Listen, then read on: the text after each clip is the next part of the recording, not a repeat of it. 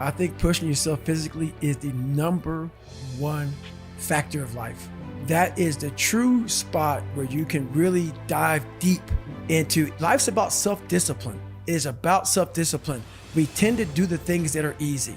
And that is it builds no mental toughness. It builds no mental hardening. It builds nothing. When you working out is where you can build that the fastest, because it's a constant, it gives you instant feedback. Yeah, you may not lose the weight you want to real fast, but the discipline it takes, it transfers over to all aspects of your life. It's not people, man, why are you always working out? Stop looking at it that way.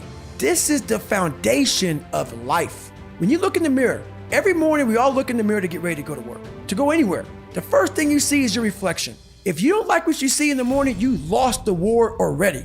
It's not about even liking what you see. It's about looking in the mirror and you may start, man, I feel different. That reflection is not everything. It's a feeling you're supposed to get. So you have to, in life, once you leave your house, the war begins. In your house, you have some control.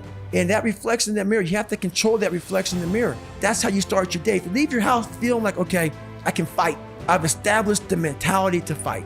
And all that comes from working out.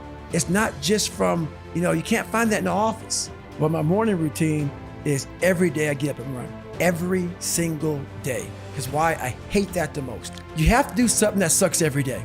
Because why? Once you overcome the suck, now you're powerful. You've overcome yourself already. So now you're ready to battle. We live in a world that we want to be as comfortable as we can. And we wonder why we have no growth. We wonder why when the smallest thing in our life gets difficult, we wonder why we cower and we run away. I mean, our whole life is set up that way. Our whole life is set up in the path of least resistance. We don't want to suffer. We don't want to feel discomfort. So the whole time we're living our lives in a very comfortable area. There's no growth in that. So for me, I realized that. The reason I became 297 pounds is because that was comfortable. What was very uncomfortable was running. What was very uncomfortable was being on a diet. What was very uncomfortable was trying to face things that I didn't want to face. And I also realized when I was really big, I had no growth. Why? Because I was living comfortable. So I realized for me to find growth, I had to face all of these different things that made me very, very uncomfortable. One thing I faced was running. I absolutely hated running. But I knew for me to grow, I had to do this thing every single day. I wanted to start callousing my mind. I wanted to start becoming a better person. And how you become a better person, how you gain mental toughness, how you become the person you want to be, is constantly facing the things that you don't want to face.